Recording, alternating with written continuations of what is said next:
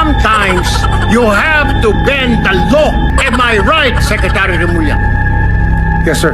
Mr. Chairman. Thank Madam President, kaya po ba nila kong ipakulong? Kayang-kaya po nila. Nagawa nga po nilang umimbento ng krimen laban sa akin eh.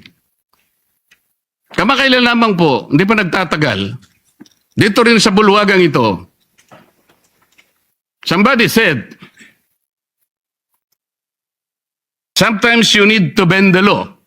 Sometimes you have to bend the law to be able to please the people. Mas mataas po ang taong bayan sa batas. Am I right, Secretary Remulla? Yes, sir. Mr. Chairman. Thank To be able to please the people. Am I right, Mr. Secretary Remulla?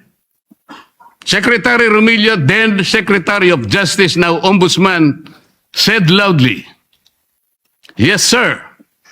Am I right, Secretary Remulla? Yes, sir. Mr. Chairman. Thank So pwede na nang baluktutin lahat, kagaya ng pambabaluktot na ginawa nila. Pero sinasabi ko, Madam President, they can imprison me, they can arrest me, but I tell them, they still will not win.